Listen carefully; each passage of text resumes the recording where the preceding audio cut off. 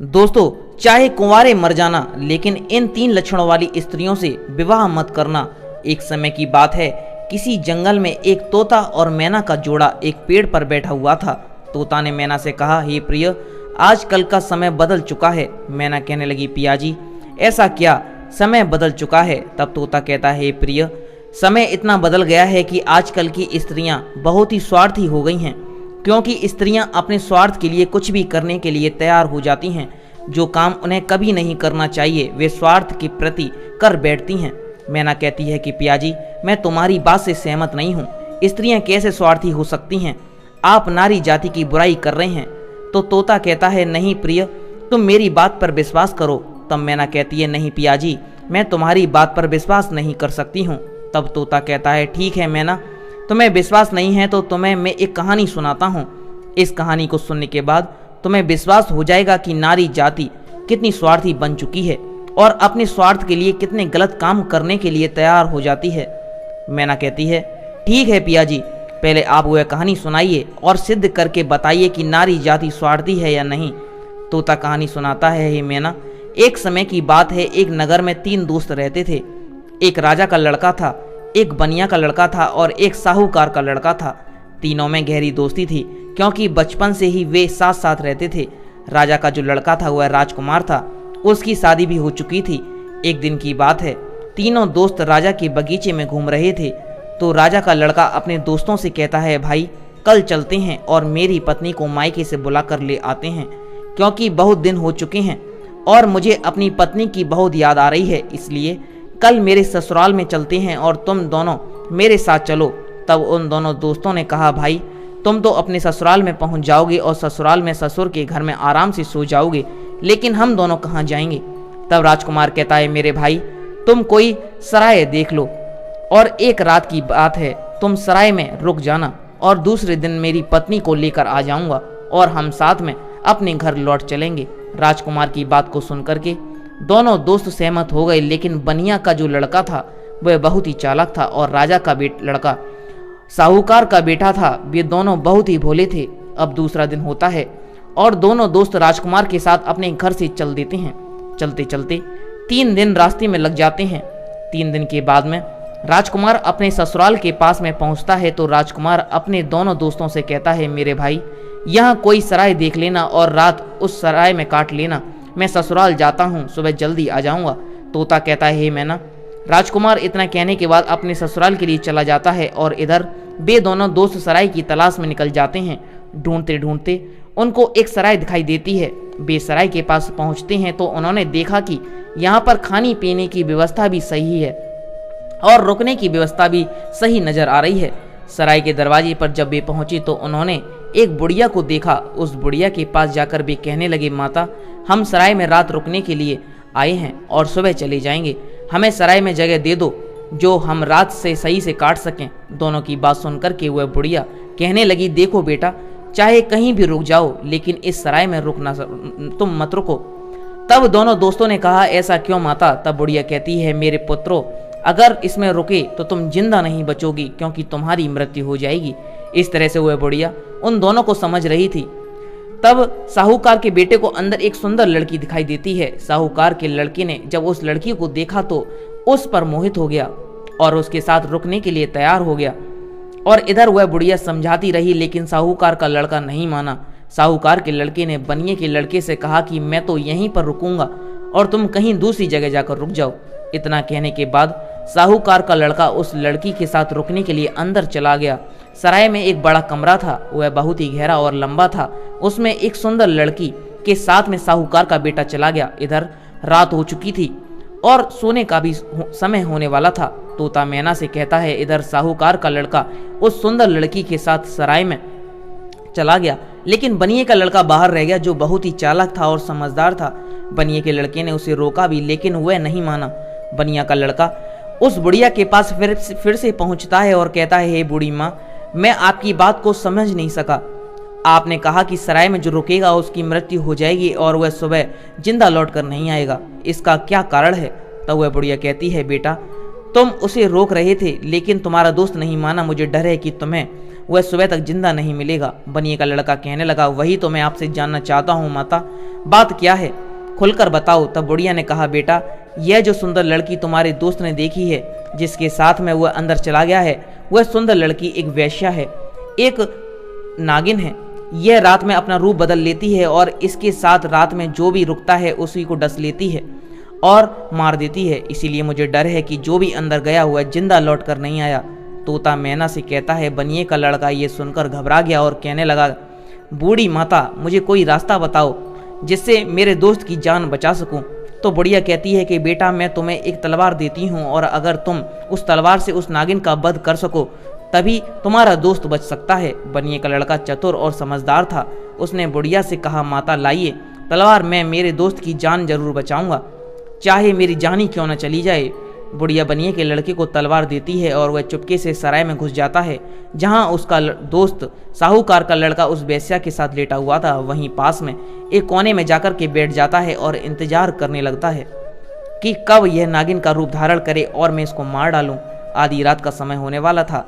तभी वह सुंदर लड़की जो नागिन थी वह अपना रूप बदलती है और जैसे ही साहूकार के लड़के को टसने वाली होती है तो उसका दोस्त बनिया का लड़का तलवार लेकर के बैठा हुआ था, उसने तलवार से उस नागिन को मार डाला और वह सुंदर लड़की मर गई। इस तरीके से उसने अपने दोस्त की जान बचाई और मरी हुई नागिन को पलंग के नीचे रख दिया। तोता मैना से कहता है, वह बनिया का लड़का जो था इतना काम करने के बाद अपने दोस्त की जान बचाने के बाद सराय से बाहर निकल आता है और जब बाहर निकल आया तो उसने क्या देखा, एक सुंदर स्त्री जो जंगल की तरफ जा रही है। उसने देखा और विचार किया कि यह सुंदर स्त्री जंगल में इतनी रात को कहाँ जा रही है, हमें चलकर देखना चाहिए, इसके पीछे पीछे जाना चाहिए, इसकी जानकारी लेनी चाहिए, ये कहाँ जा रही है। वह बनिए का लड़का जिसके हाथ में तलवार थी उस स्त्री के पीछे चल देता है और वह बनिए का लड़का सोचता हुआ जा रहा था कि ये कहाँ जा रही है। वह स्त्री चलती चलती हुई उस जंगल में एक साधु का आश्रम था, उस साधु के आश्रम पर पहुंच गई और जाकर के साधु से मुलाकात की और वो सारा नज़ारा बनिए का लड़का दूर से ही देख रहा था। जब उसने जाने का समय हुआ तो उस साधु से मिलने के बाद वह सुंदर स्त्री हाथ जोड़ कर के कहने लगी, आज आपसे मेरी यह आखिरी मुलाकात है। साधु कहने लगा, वो क्यों? तो वह सुंदर स्त्री जवाब देती है, मेरे पति मुझे लेने के लिए आए हैं और वे हमारे घर पर ठहरे हुए हैं। कल मैं अपने पति के साथ ससुराल चली जाऊंगी, आज के बाद मैं फिर नहीं आ पाऊंगी। तब वह साधु कहने लगा, रोजाना तो मेरे पास आती थी, लेकिन तुम धोखा देकर के जा रही हो और कह रही हो कि अपने पति के साथ जा रही हूँ। तब वह सुंदर स्त्री जवाब देती है, हाँ मेरे पति मेरे घर पर ठहरा हुआ है और कल मैं ससुराल चली जाऊंगी, मुझे माफ़ करना, अब मैं आज के बाद तुमसे मिलने नहीं आ पाऊंगी। उस सुंदर स्त्री की बात सुनकर के साधु को गुस्सा आ जाता है और साधु गुस्से में उसकी नाक काट देता है। जब उसकी नाक कट जाती है तो उसे दर्द होता है और उस दर्द को सहन करती हुई और चिल्लाती हुई अपनी घर की तरफ भाग खड़ी होती है। और इधर वह बनिए का लड़का सारी बातें सुन रहा था और ये नज़ारा देख रहा था। उस बनिए का लड़का को बहुत गुस्सा आ गया। उसने गुस्से में साधु को मार दिया और उसको मार कर के तुरंत चल देता है और आगे चल कर के एक मंदिर था, उस मंदिर में जाकर छुप कर बैठ गया। अब वह सोचता है कि हे प्रभु, इस दुनिया में हो क्या रहा है। अब बनिए का लड़का उस मंदिर में चुपचाप बैठा हुआ था। वहां पर कुछ चोर आते हैं और चोर मंदिर के बाहर से हाथ जोड़ कर के कहते हैं, हे देवी माँ, हम चोरी करने के लिए जा रहे हैं और हमारी यह चोरी आसानी से हो जाए और हम पकड़े न जाएं तो कल हम आएंगे, हम तुम्हारे पास राजा की लड़की को लाएंगे और उसकी बलि चढ़ाएंगे। इतना कहने के बाद चोर चोरी करने के लिए चले जाते हैं और जो अंदर बनिए का लड़का बैठा था उसने जब चोरों की बात सुनी तो उसके पैरों तले जमीन खिसक गई और वो कहता है, यहाँ भी एक हत्या होने वाली है प्रभु, ये हो क्या रहा है। वो बनिए का लड़का विचार करता है, चाहे कुछ भी हो जाए लेकिन मैं राजा की लड़की की हत्या नहीं होने दूंगा। यह सोच करके वह मंदिर में बैठा रहा। इधर वह स्त्री जिसकी नाक साधु ने काटी थी वह अपने घर पर पहुंची तो रोना धोना बंद किया, बाकी पीड़ा तो सता रही थी।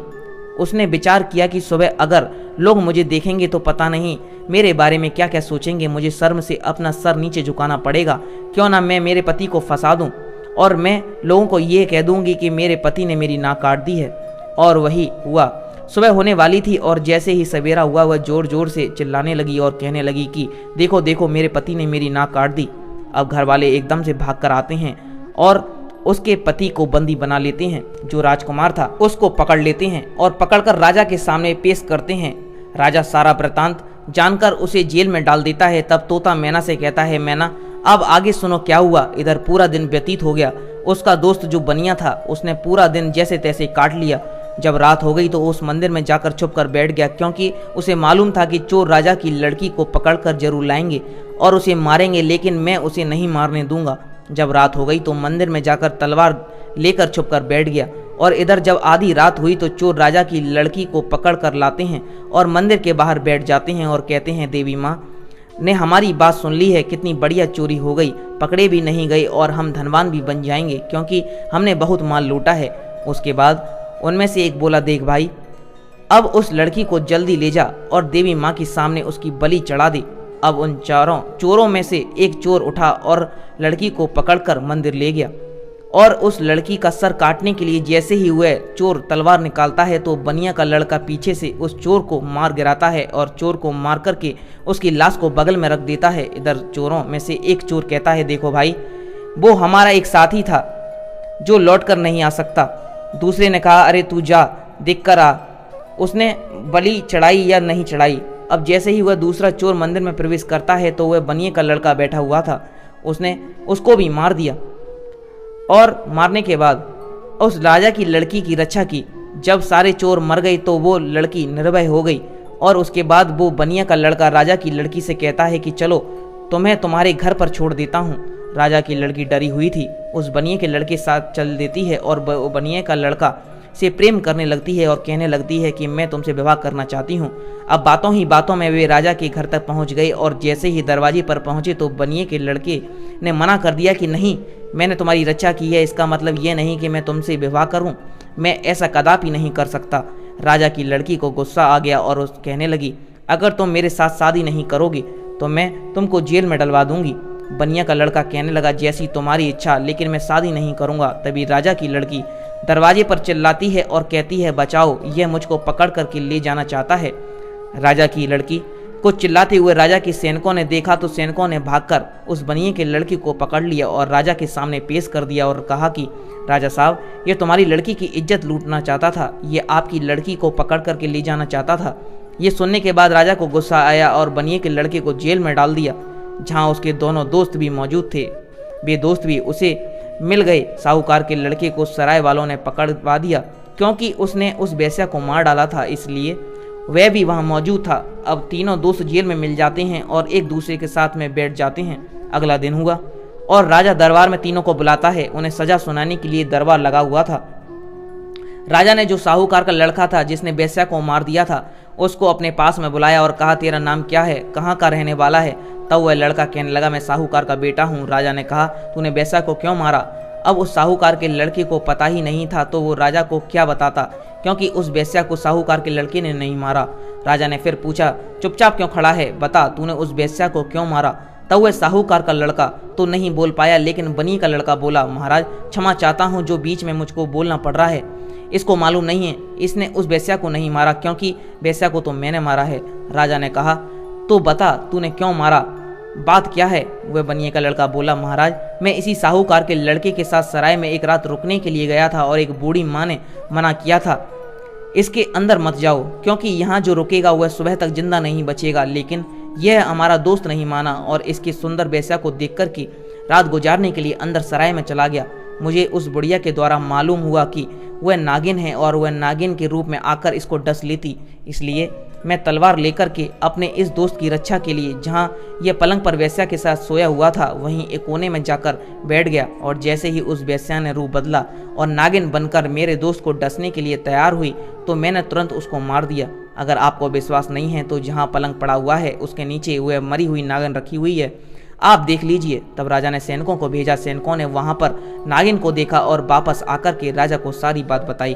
तो राजा ने कहा, तूने दोस्ती का फर्ज निभाया है।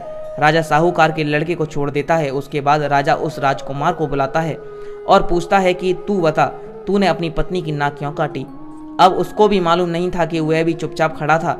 राजा ने फिर दोबारा पूछा कि चुपचाप क्यों खड़ा है, बता अपनी पत्नी की नाक क्यों काटी। तब वह बनिया का लड़का हाथ जोड़कर कहने लगा, महाराज क्षमा करें, इसको भी मालूम नहीं, क्योंकि इसने इसकी पत्नी की नाक नहीं काटी। नाक किसने काटी है ये सारा वृतांत मैं आपको सुनाता हूँ। तब उस बनिए के लड़के ने कहा, राजा को उस साधु की पूरी कहानी बताई और उसकी नाक साधु ने काटी थी और इसको फंसा दिया। राजा ने कहा, मैं तेरी बात पर विश्वास कैसे करूं? तब उस बनिए के लड़के ने कहा, महाराज सैनिकों को भेजिए जहां वो साधु का आश्रम है, देख लीजिए कि मैंने उस साधु को भी मार दिया है। राजा ने सैनिकों को भेजा। सैनिक वहां जाकर उस साधु को देखकर आते हैं और राजा को बताते हैं कि बात सत्य है। तब वो राजा राजकुमार को भी छोड़ देता है, वह भी बच जाता है। फिर तोता कहता है, मैना, अब उस बनिया के लड़के की बारी आई जिसने राजा के सामने अपने दोस्तों की जिंदगी बचाई। राजा उस बनिए के लड़के से पूछता है कि तू हमारी लड़की को पकड़कर क्यों ले जाना चाहता था? तो वह बनिया का लड़का कहता है, महाराज क्षमा करें, यह आपकी लड़की है, इसने मुझे गलत फंसाया। आपकी लड़की की बलि चढ़ाने के लिए कुछ चोर इसको पकड़ कर ले गए थे। मैं उस मंदिर में था, मेरे हाथ में तलवार थी जिससे मैं साधु को मार करके आया और आपकी लड़की को मारने के लिए एक चोर जैसे ही मंदिर में आया मैंने उसको मार दिया, दूसरा आया उसको भी मैंने मार दिया। इस तरह से जितने भी चोर थे मैंने सबको मार दिया और इसकी जान बचाई। सभी चोर मंदिर में ही पड़े हुए थे। विश्वास नहीं हो तो सैनिकों को भेज करके पता कर लीजिए। सैनिक जाते हैं और वहाँ चोरों की लाशें देखते हैं और वापस आकर राजा से कहते हैं, बात सत्य है। बनिए का लड़का कहता है, सुनिए महाराज, मैं आपकी लड़की को पकड़कर क्यों ले जाऊंगा? चोरों से बचाकर आपकी लड़की को आपके घर लेकर आ रहा था। तब आपकी लड़की ने मुझे विवाह करने के लिए कहा, तब मैंने इसे मना कर दिया, इसलिए इसने मुझे गलत फंसाया। बनिए के लड़के की बात सुनकर के राजा का मुंह शर्म के नीचे झुक गया और बनिए के लड़के को छोड़ दिया। राजा ने कहा, जाओ, तुम्हारी गलती नहीं है, तुम आज़ाद हो। इस तरह बनिया का लड़का अपने दोनों दोस्तों को बचा लेता है और खुद भी बच जाता है और तीनों दोस्त साथ साथ अपने नगर आ जाते हैं। फिर आराम से वहीं रहने लगते हैं। तोता मैना से कहता है कि मैना, देख लिया किस तरह नारी जाति स्वार्थी हो चुकी है, अपने स्वार्थ के लिए गलत काम के लिए तैयार हो जाती है। अब उस गलत काम के लिए चाहे कुछ भी करना पड़े तो वो करती है। अपने पिया की बात सुनकर मैना चुप हो जाती है। उसके बाद में तोता कहता है, हे मैना, इसलिए मैं सोचता हूँ कि चाहे भूखे मर जाना, लेकिन इन 3 लक्षणों वाली स्त्रियों से कभी विवाह मत करना। तोता समझाता है कि 3 लक्षणों वाली स्त्रियां ये हैं। पहली, वो जो पति होने पर भी पराये पति से छुप छुप कर मिलने के लिए जाए, अपनी पतिव्रता धर्म को भूल जाए और उसके साथ हवस का शिकार बन जाए। तो ऐसी स्त्री से हमेशा बचना चाहिए और ऐसी स्त्रियों से दूर रहना चाहिए। और दूसरी स्त्री वह है जो एक स्त्री तो है लेकिन वैश्यावृत्ति की तरह जिंदगी गुजारती है, नागिन की तरह रह रही हो। उसे अपनी हवस के लिए चाहे अपने पति का ही कत्ल क्यों ना करना पड़े, लेकिन वह कर बैठती है और नागिन की तरह अपने पति को डस कर मार डालती है। ऐसी वैश्यावृत्ति वाली स्त्रियों से दूर रहना चाहिए। और तीसरी स्त्री वह है जिसकी जान अगर कोई बचाए और जो मरने के लिए जा रही हो, और अगर उसकी कोई जान बचा ले और ऐसे में मददगार को ही झूठा फंसा दे और उस मददगार से ही विवाह की इच्छा रखे और उससे ही दुर्व्यवहार करने की इच्छा करे और फिर उसको झूठा फंसा करके उसको मरवा डाले। तो दोस्तों, आपको वीडियो पसंद आई है तो वीडियो को लाइक कर देना, हमारे चैनल को सब्सक्राइब करके बराबर वाले बेल आइकन को दबा लेना और इस वीडियो को अपने दोस्तों परिवार वालों के साथ शेयर करना। आपका यहाँ तक वीडियो देखने के लिए बहुत बहुत धन्यवाद।